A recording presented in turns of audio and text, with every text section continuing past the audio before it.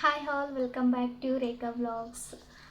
ಇವತ್ತಿನ ವ್ಲಾಗ್ ನಾನು ಯಾಕೆ ಸ್ಟಾರ್ಟ್ ಮಾಡಿರೋದಪ್ಪ ಅಂದರೆ ನನ್ನ ಫಸ್ಟ್ ಪ್ರೆಗ್ನೆನ್ಸಿ ಬಗ್ಗೆ ಫುಲ್ ಜರ್ನಿ ನಿಮ್ಮ ಹತ್ರ ಹಂಚ್ಕೊಳ್ಳೋಣ ಅಂತ ಈ ವ್ಲಾಗ್ ಸ್ಟಾರ್ಟ್ ಮಾಡಿರೋದು. ನನ್ನ ಫಸ್ಟ್ ಪ್ರೆಗ್ನೆನ್ಸಿಲಿ ನಾನು ಒಂದು ವಿಡಿಯೋ ಹಾಕಿದ್ದೆ ನನ್ನ ಯೂಟ್ಯೂಬ್ ಚಾನಲಲ್ಲಿ ಲಾಸ್ಟು. ನನಗೆ ಬಾಯ್ ಬೇಬಿನೇ ಆಗೋದು ಅಂತ ಒಂದು ಪಕ್ಕ ನಾ 100% ಹಾಕಿದ್ದೆ ನನ್ನ ಡೆಲಿವರಿಗಿನ ಮುಂಚೆ. ಅದಕ್ಕೆ ಒಬ್ಬರು ಕಮೆಂಟ್ ಮಾಡಿದ್ರು, ನೀವು ಅದು ಹೆಂಗೆ ಹೇಳ್ತೀರಾ ಬಾಯ್ ಬೇಬಿನೇ ಆಗುತ್ತೆ ಅಂತ. ಬಟ್ ನನಗೆ ಆ ಥರ ಸಿಂಟಮ್ಸ್ ಇದ್ವು. ಅದಕ್ಕೋಸ್ಕರ ಫುಲ್ಲು ಕ್ಲಿಯರಾಗಿ ಹೇಳಿದ್ದೆ ನಾನು ಬಾಯ್ ಬೇಬಿನೇ ಆಗೋದು ಅಂತ. ನನಗಾಗಿರೋದು ಬಾಯ್ ಬೇಬಿನೇ. ನಿನ್ನೆ ಇಷ್ಟೊತ್ತಲ್ಲೇ ವಿಡಿಯೋ ಮಾಡಬೇಕಾದ್ರೇ ಕರೆಂಟ್ ಹೋಯಿತು, ಇವಾಗಲೂ ಕರೆಂಟ್ ಹೋಯಿತು. ಓಕೆ, ಪರವಾಗಿಲ್ಲ. ಅದಕ್ಕೆ ಇವಾಗ ಫುಲ್ ಜರ್ನಿ ಬಗ್ಗೆನೇ ಹೇಳ್ಕೊಳ ಅಂತ ಈ ಬ್ಲಾಗ್ ಸ್ಟಾರ್ಟ್ ಮಾಡಿರೋದು. ನನಗೆ ಸ್ಟಾರ್ಟಿಂಗ್ ಏನು ಮಾತಾಡಬೇಕಂತಲೇ ಗೊತ್ತಾಗ್ತಾಯಿಲ್ಲ. ಫಸ್ಟು ಸ್ಟಾರ್ಟ್ ಆಗಿದ್ದು ನಾನು ಚೆಕ್ ಮಾಡ್ಕೊಂಡಿದ್ದು, ನಾನು ಇದ್ದಿದ್ದು ಬೆಂಗಳೂರಲ್ಲಿದ್ದಾಗ ಚೆಕ್ ಮಾಡ್ಕೊಂಡಿತ್ತು. ಅವಾಗ ಫುಲ್ಲು ಡಬಲ್ ಟಿಕ್ ಮಾರ್ಕ್ ಬಂದಿತ್ತು. ಓಕೆ, ಪಕ್ಕ ಆಯಿತು ನನಗೆ ಪ್ರೆಗ್ನೆಂಟ್ ಆಗಿದ್ದೀನಿ ಅಂತ. ಅದಾದಮೇಲೆ ನಮ್ಮ ಮನೆಯವ್ರಿಗೆಲ್ಲ ಹೇಳಿದೆ. ಫುಲ್ಲು ಶಕ್ಕೆ. ನಮ್ಮ ಮನೆಯವ್ರಿಗೆಲ್ಲರಿಗೂ ಹೇಳಿದೆ. ಓಕೆ, ಅವಾಗ ನನಗೆ ಸ್ಟಾರ್ಟಿಂಗು 1 ಮಂತು 2 ಮಂತ್ ನನಗೆ ಫುಲ್ ಕನ್ಫ್ಯೂಸ್, ಏನು ಅಂತಲೇ ಗೊತ್ತಿಲ್ಲ ಫಸ್ಟ್ ಅಲ್ವಾ. ಅದಾದಮೇಲೆ ಫುಲ್ಲು ವಾಮಿಟು ಏನು ತಿಂದರೂ ವಾಮಿಟು. ಒಂದು ಜ್ಯೂಸ್ ಒಂದು ಕುಡಿತಿದ್ದೆ ನಮ್ಮ ಹಸ್ಬೆಂಡ್ ಜೊತೆ ತರಿಸ್ಕೊಂಡು ಬೆಂಗಳೂರಲ್ಲಿ, ಆರೆಂಜ್ ಜ್ಯೂಸು. ಅದನ್ನೊಂದು ಕುಡಿದ್ರೆ ವಾಮಿಟ್ ಆಗ್ತಿದ್ದಿಲ್ಲ ಅಷ್ಟೇ. 2 ದಿನ ಮಲ್ಕೊಂಡ್ಬಿಟ್ಟಿದ್ದೀನಿ ಫುಲ್ಲು. ನಮ್ಮ ಹಸ್ಬೆಂಡ್ ಬೆಳಗ್ಗೆ 5 ಗಂಟೆಗೆ ಕೆಲ್ಸಕ್ಕೆ ಹೋಗೋರು, ಅಲ್ಲಿ ಫುಲ್ ಮಲ್ಕೊಂಡ್ಬಿಡ್ತಿದ್ದೆ. ಆಮೇಲೆ ಅಲ್ಲಿದ್ದ ಅಮ್ಮ ಫೋನ್ ಮಾಡಿ, ಇಲ್ಲ ನನಗೆ ಆಗ್ತಿಲ್ಲ, ಊರಿಗೆ ಹೋಗ್ತೀನಿ ಅಂತೇಳಿ ಊರಿಗೆ ಬಂದೆ. ಇಲ್ಲ, ಊರಿಗೆ ಬಂದೆ, ಅಮ್ಮ ಊರಿಗೆ. ಅದಾದಮೇಲೆ ಇನ್ನೊಂದು ನನಗೆ ಆಗಿರೋದು ನಾರ್ಮಲ್ ಡೆಲಿವರಿನೇ. ನಾನು ಪ್ರೆಗ್ನೆಂಟಲ್ಲಿ ಇದ್ದಾಗ ಎಕ್ಸಸೈಸಸ್ ಮಾಡ್ತಿದ್ದೆ. ಯಾವ ಎಕ್ಸಸೈಸು ಏನಂತ ಎಲ್ಲ ಹೇಳ್ತೀನಿ ಮುಂದೆ. ವಿಡಿಯೋ ಕೊನೆ ತನಕ ನೋಡಿ, ತುಂಬ ಹೆಲ್ಪ್ ಆಗುತ್ತೆ ಈ ವಿಡಿಯೋ ನಿಮಗೆ. ಅದಾದಮೇಲೆ ಬಾಯ್ ಬೇಬಿ ಸಿಂಟಮ್ಸ್ ಏನಿರ್ತವೆ ಏನು ಅಂತೆಲ್ಲ ಮುಂದೆಗಡೆ ಹೇಳ್ತೀನಿ. ಅದಾದಮೇಲೆ ಊರಿಗೆ ಬಂದೆ. 1 to 5 ಮಂತ್ವರೆಗೂ ನಾನು ವಾಮಿಟ್ ಆಗಿದೆ. ಲಿಟ್ರಲಿ 5 ಮಂತ್ವರೆಗೂ ವಾಮಿಟ್ ಆಗಿದೆ ನನಗೆ. ಫುಲ್ಲು ಏನು ತಿಂದು ವಾಮಿಟು. ಬ್ಲಡ್ಡು ಸ್ವಲ್ಪ ಊಟ ಮಾಡಿದ್ರೆ ಬ್ಲಡ್ ಬರುತ್ತೆ, ಊಟನೇ ಮಾಡಲಿಲ್ಲ, ಎಲ್ಲ ವಾಮಿಟ್ ಆಯ್ತಂದ್ರೆ ಇನ್ನೇನು ಬ್ಲಡ್ ಬರುತ್ತೆ. ಇದು ಒಂದು ಒಳ್ಳೆ ಟಿಪ್ಸು. 100% ನಿಮಗೆ ಬ್ಲಡ್ಡಿಗೆ ಹೆಲ್ಪ್ ಆಗುತ್ತೆ. ಫುಲ್ಲು ಹೆಸ್ರು ಕಾಳು ಮತ್ತು ಕಡಲೆಕಾಳು ಅಂತಾರೆ, ಕಡಲೆ ಬೀಜನೂ ಅಂತಾರೆ, ಕಡಲೆಕಾಳು ಅಂತಾರೆ. ಅದನ್ನು ನೈಟು ಅವು 2 ಸ್ಪೂನ್, ಇದು 2 ಸ್ಪೂನ್ ನೈಟು ನೆನೆ ಹಾಕ್ಬಿಟ್ಟು ನೀರಲ್ಲಿ ಬೆಳಗ್ಗೆ ನೀವು ತಿಂದು ಅಂದರೆ 100% ಕೊಡ್ತೀನಿ. ನನಗೆ ಬೇಕಾದರೆ ಕಮೆಂಟ್ ಮಾಡಿ ನೀವು ಬಂದು ಆಗಿಲ್ಲ ಅಂತ, ಆಗಿದೆ ಅಂತ ಪಕ್ಕ. ನೈಟು ತಿಂದು ಮತ್ತು 1 ದಿನ 2 ದಿನ ತಿಂದು ಬ್ಲಡ್ ಆಗೋಲ್ಲ.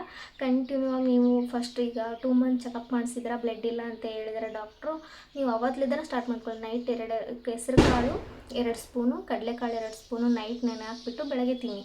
ಬೆಳಗ್ಗೆ ಬ್ರಷ್ ಮಾಡಿ ಆದಮೇಲೆ ತಿನ್ನಿ. ಪಕ್ಕ ನಿಮಗೆ ಏನು ಅದು ತಿನ್ನಂಗಾಗಲ್ಲ. ಪ್ರೆಗ್ನೆನ್ಸಿ ಲಿಟ್ರಲಿ ಏನು ತಿನ್ನಂಗಾಗಲ್ಲ, ವಾಮಿಟ್ ಇರುತ್ತಲ್ಲ, ಏನು ತಿನ್ನಂಗಾಗಲ್ಲ. ನೀವು ಇದನ್ನ ತಿನ್ನಿ, ಬ್ಲಡ್ ಇನ್ಕ್ರೀಸ್ ಆಗುತ್ತೆ. ನನಗೂ ಬ್ಲಡ್ ಇದ್ದಿಲ್ಲ ಬೆಂಗಳೂರಿಂದ ಬಂದಾದಮೇಲೆ. ನಾನು ಕಡಲೆಕಾಳು ಮತ್ತು ನಮ್ಮ ಚಿಕ್ಕಮ್ಮ ಏನೋ ಹೇಳಿದ್ರು, ಇದನ್ನು ಕಡಲೆಕಾಳು ಮತ್ತು ಹೆಸ್ರು ಕಾಳು ನೆನೆ ಹಾಕ್ಕೊಂಡು ಬೆಳಗ್ಗೆ ತಿನ್ನು, ಬ್ಲಡ್ ಆಗುತ್ತೆ, ಬ್ಲಡ್ ಇನ್ಕ್ರೀಸ್ ಆಗುತ್ತೆ ನಿಮಗೆ ಅಂತ. ನಾನು ಅದು ಒಂದು ಬ್ಲಡ್ ಒಂದು ಇದ್ದಿಲ್ಲ, ಅದು ಸಾಲ್ವ್ ಆಯಿತು ಬ್ಲಡ್ಡಿಂದು. ನೆಕ್ಸ್ಟು ನಾನು 5 ಮಂತ್ ಕಂಪ್ಲೀಟ್ ಆದಮೇಲೆ ವಾಮಿಟಿಂಗ್ ಕಂಪ್ಲೀಟ್ಲಿ ನಿಂತೋಯ್ತು. ಜಾಸ್ತಿ ಹೆವಿ ಊಟ ಮಾಡಿದಾಗಷ್ಟೇ ವಾಮಿಟ್ ಆಗಿರೋದು. 5 ಮಂತ್ವರೆಗೂ ಅದು ಇದು ಏನು ಮಾಡಿಕೊಟ್ರು ತಿಂದಿಲ್ಲ ನಾನು, ಬರೀ ವಾಮಿಟು. 5 ಮಂತ್ ಕಂಪ್ಲೀಟ್ ಆಯಿತು, ವಾಮಿಟ್ ನಿಂತೋಯ್ತು. ಆವಾಗ ನಾನ್ ವೆಜ್ಜು ಎಲ್ಲ ಊಟ ಮಾಡಿದ್ದೀನಿ. ಜಾಸ್ತಿ ತಿನ್ಬೇಕು ಅನ್ನಿಸ್ತಿದ್ದೆ, ಖಾರ ತಿನ್ಬೇಕು ಅನ್ನಿಸ್ತಿತ್ತು ನನಗೆ. ಖಾರ ಜಾಸ್ತಿ ತಿನ್ಬೇಕು ಅನ್ನಿಸಿದ್ರೆ ಮತ್ತು ಜಾಸ್ತಿ ಹೆವಿ ಕೋಪ ಬಂದರೆ ಬಾಯ್ ಬೇಬಿನೇ ಪಕ್ಕ ಆಗೋದು. ಜಾಸ್ತಿ ಖಾರ ತಿನ್ಬೇಕು ಅನಿಸುತ್ತೆ, ಸ್ವೀಟ್ ತಿನ್ನಂಗೆ ಆಗೋಲ್ಲ. ಸ್ವೀಟ್ ಅಂತೂ ಲಿಟ್ರಲ್ ತಿನ್ನಂಗೆ ಆಗೋಲ್ಲ. ಅದನ್ನ ತಿನ್ನಂಗೆ ಆಗಲಿಲ್ಲ ಅಂದರೆ ಜಾಸ್ತಿ ಗರ್ಲ್ ಬೇಬಿ ಆದರೆ ಜಾಸ್ತಿ ಸ್ವೀಟ್ ತಿಂತಿರ್ತಾರೆ, ಪ್ರೆಗ್ನೆನ್ಸಿಲಿ ಜಾಸ್ತಿ ಸ್ವೀಟ್ ತಿಂತಿರ್ತಾರೆ. ಬಾಯ್ ಬೇಬಿ ಆದರೆ ಖಾರ ಜಾಸ್ತಿ ತಿಂತಾರೆ. ಇದನ್ನೊಂದು ನೆನ್ಪಿಟ್ಕೊಳ್ಳಿ. ನೀವೇನಾದರೂ ಪ್ರೆಗ್ನೆಂಟ್ ಇದ್ದರೆ ಖಾರ ಜಾಸ್ತಿ ನಿಮ್ಗೆ ತಿನ್ನಬೇಕು, ಏನಾದರೂ ಸ್ಪೈಸಿಯಾಗಿ ತಿನ್ನಬೇಕು ಅನ್ನಿಸ್ತಿದೆ ಪದೇ ಅಂದರೆ ನಿಮ್ಗೆ ಬಾಯ್ ಬೇಬಿನೇ ಆಗೋದು. ನನಗೆ ಅದೇ ಥರ ಅನ್ನಿಸ್ತಾಯಿತ್ತು. ಬರೀ ಖಾರ ಅಂತದೇ ತಿಂತಾಯಿದ್ದೆ ಬರೀ. ಅದಾದಮೇಲೆ 5 ಮಂತ್ ಕಂಪ್ಲೀಟ್ ಆದಮೇಲೆ ನಾನು 6 ಮಂತಲ್ಲಿ ಮತ್ತು 6 ಮಂತಲ್ಲಿ 7 6 8 9 ಮಂತು 2 ಮಂತು ಇಷ್ಟು ನಾನು ಸ್ಕ್ಯಾನಿಂಗ್ ಮಾಡಿಸಿರೋದು. ಮತ್ತು ಇನ್ನೊಂದು ಸ್ಕ್ಯಾನಿಂಗ್ ಮಾಡಿಸ್ಬೇಕಾದ್ರೆ ಆಡ್ಬಿಟ್ಟು ಗೊತ್ತಾಗುತ್ತೆ ಹೆಣ್ಮಕ್ಳಿಗೆ. ಎಷ್ಟು ಜೋರಾಗಿ ಕೇಳಿಸ್ತಾ ಇತ್ತು ಅಪ್ಪ ಅಂದರೆ ನನಗೆ. ಇಲ್ಲಿ ನಮ್ಮ ಮನೆ ಹತ್ರ ನಮ್ಮ ಅಣ್ಣ ಅವ್ರ ಮಿಸ್ಸಸ್ಸು ಗಂಡು ಪಾಪನ 2 ಆಗಿರೋದು. ಅವ್ರು ಹೇಳಿದ್ರು ನನಗೆ, ಆಡ್ಬಿಟ್ಟು ಏನಾದರೂ ಜೋರಾಗಿ ಕೇಳಿಸ್ತಾ ಇತ್ತಂದರೆ ಗಂಡು ಪಾಪುನೇ ಆಗೋದು, ಅವ್ರಿಗೂ ಗಂಡು ಪಾಪುನೇ ಆಗಿರೋದು ಅಂತ ಹೇಳ್ತಾಯಿದ್ರು. ನಾನು ಸ್ಕ್ಯಾನಿಂಗ್ ಮಾಡಿಸ್ಬೇಕಾದ್ರೆ ಅಲ್ಲಿ ಲಿಟ್ರಲಿ ಹಾಕ್ಬಿಟ್ಟು ಜೋರಾಗಿ ಬಾರಿಸಿದೆ ಅಂದರೆ ನಾನು ಅನ್ಕೋತಿದ್ದೆ ಬಾಯ್ ಬೇಬಿನೇ ಆಗ್ಬೋದು ಅಂತ. ಇನ್ನೊಂದು ಮುಖ ಬ್ಲ್ಯಾಕ್ ಆಗುತ್ತೆ. ನಾನು ಎಷ್ಟು ಕಲರ್ ಇದ್ದೆಪ್ಪ ಅಂದರೆ ಫುಲ್ಲು ಕಲರ್ ಇದ್ದೆ. ನನ್ನ ಪ್ರೆಗ್ನೆನ್ಸಿಗೆ ಫುಲ್ಲು ಕಲರೆಲ್ಲ ಹೋಗ್ಬಿಟ್ಟು ಬ್ಲ್ಯಾಕ್ ಆಗಿಬಿಟ್ಟಿತ್ತು. ನಾನು ಫಸ್ಟ್ ಯಾರಾದರೂ ನೋಡ್ತಾ ಇದ್ರೆ ಹೊಸ್ದಾಗಿರೋ ಅಂದ್ರೆ ನನಗೆ ಬಾಯ್ ಬೇಬಿನೇ ಆಗೋದು ಅಂತಲೇ ಹೇಳ್ತಾಯಿದ್ರು ಪಕ್ಕ. ನಾನಲ್ಲೇ ತಲೆಯಲ್ಲಿ ಇಟ್ಕೊಂಡ್ಬಿಟ್ಟಿದ್ದೆ ಬಾಯ್ ಬೇಬಿನೇ ಆಗೋದು ಅಂತ. ಇನ್ನೊಂದು ನಮ್ಮ ಕಡೆ 9 ಮಂತ್ ಕಂಪ್ಲೀಟ್ ಆಗಿ 10 ಮಂತ್ ಸ್ಟಾರ್ಟ್ ಆದರೂ ಇನ್ನೂ ಡೆಲಿವರಿ ಆಗ್ತಾ ಇಲ್ಲಪ್ಪ ಅಂದರೆ ಬಾಯ್ ಬೇಬಿನೇ ಆಗೋದು ಅಂತ. ದಿವಸ ಜಾಸ್ತಿ ನಾವು ಒತ್ತಂಗೆಲ್ಲ ಬಾಯ್ ಬೇಬಿ ಆಗುತ್ತೆ ಅಂತ ಅಂತಾರೆ. ನಮ್ಮಮ್ಮನೂ ಸ್ಟಾರ್ಟಿಂಗ್ ನಮ್ಮಣ್ಣ ಪ್ರೆಗ್ನೆಂಟ್ ಇದ್ದಕ್ಕಾರ ಇರಬೇಕಾದ್ರೆ ಅವರು 9 ಕಂಪ್ಲೀಟ್ ಆಗಿ ಫುಲ್ಲು 10th ಕಂಪ್ಲೀಟ್ ಆಗಿ ಇನ್ನೇನು 9 ಮಂತ್ ಸ್ಟಾರ್ಟ್ ಆದಾಗ ಡೆಲಿವರಿ ಆಗಿರೋದಂತೆ. ಹಂಗಾದ ನಂತರ ಬಾಯ್ ಬೇಬಿನೇ ಆಗೋದು ಅಂತ. ನನಗೆ ಬಾಯ್ ಬೇಬಿ ಆಗಬೇಕಂತಲೇ ಆಸೆ ಇದ್ದಿದ್ದು, ನನ್ನ ಆಸೆ ಅಂತಲೇ ಬಾಯ್ ಬೇಬಿ ಆಯಿತು. Normal delivery. ನೆಕ್ಸ್ಟು ಯಾವ ಥರ ನಮ್ಮದು ಡೆಲಿವರಿ ಪೇನ್ ಸ್ಟಾರ್ಟ್ ಆಯಿತಪ್ಪ ಅಂದರೆ, ನಾವು ಹಳೆ ವೀಡಿಯೋಸಲ್ಲಿ ನೋಡಿರ್ಬೋದು, ನಾವು ಬೊಮ್ಮನಹಳ್ಳಿ ಅಂದರೆ ನಮ್ಮ ಮನೆ ಶಿಫ್ಟ್ ಮಾಡಿದ್ವಿ, ಅಲ್ಲಿದ್ವಿ. ನೈಟು ನಮ್ಮ ಚಿಕ್ಕಮ್ಮ ಅವರೆಲ್ಲ ಬಂದಿದ್ದರು. ಅವತ್ತೇ ನೈಟು ಗೌರಿ ಹುಣ್ಣಿಮೆ ನವೆಂಬರ್ 9ಕ್ಕೆ ನನ್ನ ಡೆಲಿವರಿ ಆಗಿತ್ತು. ನೈಟು 1:30 ಹಂಗೆ ಪೇನ್ ಸ್ಟಾರ್ಟ್ ಆಯಿತು. ಯಾವ ಥರ ಪೇನ್ ಬರುತ್ತಪ್ಪ ಅಂದರೆ, ನಮ್ಮದು ಪೀರಿಯಡ್ ಆದಾಗ ಪೇನ್ ಬರುತ್ತೆ, ಆ ಥರ ಪೇನ್ ಬರುತ್ತೆ, ಸ್ಟಾರ್ಟ್ ಆಗುತ್ತೆ. ಅದು 10 ನಿಮಿಷಕ್ಕೂ ಸ್ಟಾರ್ಟ್ ಆಯಿತು ಪೇನು.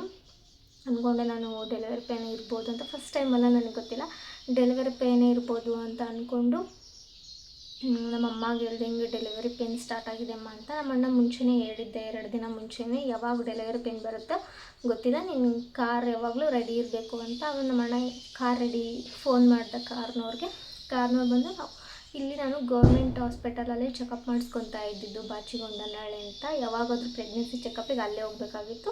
ಅವ್ರು ಹೇಳಿದ್ರು ನರ್ಸು ಮತ್ತು ಡಾಕ್ಟ್ರು, ಇಲ್ಲಿಗೆ ಬಾರಮ್ಮ ನೀನು ಏನಾದರೂ ಪ್ರೆಗ್ನೆಂಟು ಪೇನ್ ಸ್ಟಾರ್ಟ್ ಆಯಿತು ಅಂದರೆ, ಡೆಲಿವರಿ ಪೇನ್ ಸ್ಟಾರ್ಟ್ ಆಯಿತು ಅಂದರೆ ಅಂತ.